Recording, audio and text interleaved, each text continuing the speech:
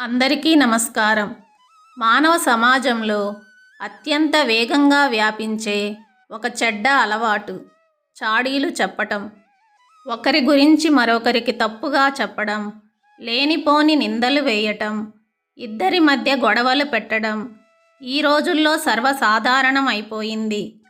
అసలు చాడీలు చెప్పేవారి మానసిక స్థితి ఎలా ఉంటుంది? అలా చాడీలు చెప్పటం వల్ల వారు ఎలాంటి పాపాన్ని మూట కట్టుకుంటున్నారు? దీనిపై శ్రీకృష్ణ పరమాత్ముడు భగవద్గీతలో మరియు మహాభారతంలో ఏం చెప్పాడు? చాడీలు చెప్పేవారికి లభించే శిక్ష ఏమిటి? ఈరోజు మనం ఈ వీడియో ద్వారా పూర్తి వివరాలను తెలుసుకుందాం.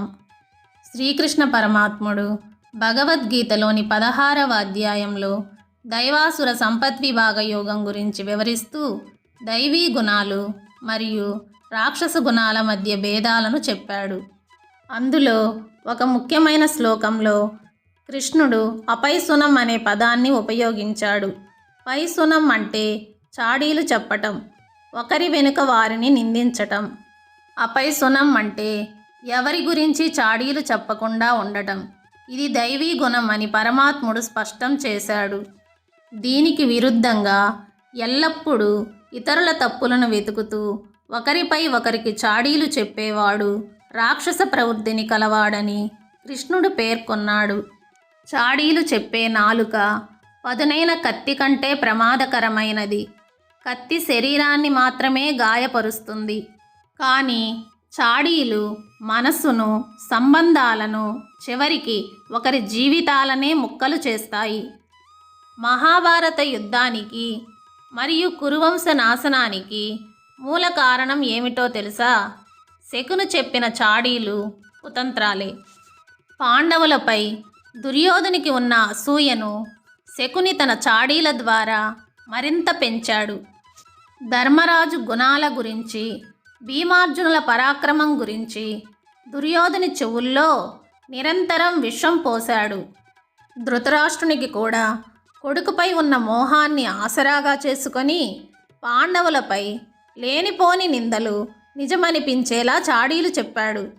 శ్రీకృష్ణుడు ఈ సందర్భాన్ని గుర్తు చేస్తూ ఎవరైతే చాడీలను నమ్ముతారో, ఎవరైతే చాడీలు చెబుతారో వారు వినాశనాన్ని కొని తెచ్చుకుంటారు అని హెచ్చరించాడు. శకుని చెప్పిన చాడీల వల్లే కురుక్షేత్రంలో 18 అక్షౌహిణీల సైన్యం సర్వనాశనమయ్యింది. చాడీలు కేవలం ఇద్దరు వ్యక్తుల మధ్య కాదు, దేశాల మధ్య, వంశాల మధ్య మహాయుద్ధాలకు దారితీస్తాయని మహాభారతం నిరూపించింది. ఇతరుల గురించి చాడీలు చెప్పటం వల్ల ఎలాంటి కర్మఫలం అనుభవించాలో శ్రీకృష్ణుడు గరుడ పురాణంలో మరియు మహాభారత శాంతి పర్వంలో వివరించాడు. ఒకరి గురించి చాడీలు చెప్పినప్పుడు అవతలి వ్యక్తి చేసిన పాపాలలో సగం భాగం ఈ చాడీలు చెప్పే వ్యక్తి ఖాతాలోకి చేరుతుంది. అంటే మనం ఏ కష్టమూ పడకుండానే ఇతరుల పాపాలను మన నెత్తిన వేసుకుంటున్నామన్నమాట. కృష్ణుడు అంటాడు, ఎవడైతే పరుల నిందలలో ఆనందాన్ని పొందుతాడో, సమాజంలో ఇద్దరు మిత్రుల మధ్య వైరాన్ని పెంచుతాడో వాడు ఇహలోకంలో కీర్తిని కోల్పోతాడు, పరలోకంలో ఘోరమైన రౌరవాది నరక బాధలను అనుభవిస్తాడు. చాడీలు చెప్పేవానికి సమాజంలో ఎవరూ నిజమైన మిత్రులు ఉండరు. అందరూ వారిని చూసి నవ్వుతారు, కానీ వెనుక అసహ్యించుకుంటారు. నమ్మక ద్రోహిగా వాడు మిగిలిపోతాడు. మన దగ్గరకు వచ్చి ఎవరైనా చాడీలు చెబితే మనం ఎలా ప్రవర్తించాలి? దీనికి కూడా శ్రీకృష్ణుడు ఒక అద్భుతమైన మార్గాన్ని చూపాడు. నీ వద్దకు ఒకరు వచ్చి మరొకరి గురించి చెడుగా చెబుతున్నాడంటే వారు రేపు నీ గురించి కూడా ఇంకొకరి దగ్గర అలాగే మాట్లాడతాడని గ్రహించాలి.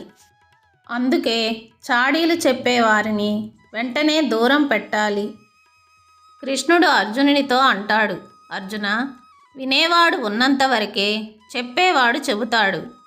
ఎప్పుడైతే నువ్వు ఇతరుల చెడును వినటానికి నిరాకరిస్తావో అప్పుడే ఆ చాడీల ప్రవాహం ఆగిపోతుంది. మన నాలుక కేవలం భగవన్నామ స్మరణకు, ఇతరులకు మేలు చేసే మంచి మాటలు మాట్లాడటానికే ఉపయోగపడాలి. ఒకరి వెనుక వారిని నిందించటం కంటే వారి ముందే వారి తప్పులను ప్రేమతో సరిదిద్దటం ఉత్తమమైన పద్ధతి. చూశారు కదా, ఆ శ్రీకృష్ణుని అమృత వచనాలు మనకు ఏం నేర్పుతున్నాయో. చాడీలు చెప్పటం అనేది మన ఎదుగుదలకు అతిపెద్ద శత్రువు. అది మన పుణ్యాన్ని హరించి పాపాన్ని పెంచుతుంది. కాబట్టి ఈరోజు నుండే ఒక నియమం పెట్టుకుందాం. ఎవరి గురించి చాడీలు చెప్పవద్దు. ఎవరైనా చెబుతుంటే వినవద్దు. మన మనసును నిర్మలంగా ఉంచుకొని భగవత్ చింతనలో గడుపుదాం. పరమాత్ముని దయకు పాత్రులవుదాం. ఈ దివ్య సందేశం మీ జీవితంలో మార్పు తీసుకువస్తుందని ఆశిస్తున్నాము. ఈ వీడియో మీకు నచ్చినట్లయితే మీ బంధుమిత్రులతో పంచుకోండి. మరిన్ని ఆధ్యాత్మిక విషయాల కోసం మన ఛానల్ను అనుసరించండి. ధన్యవాదాలు. జై శ్రీకృష్ణ.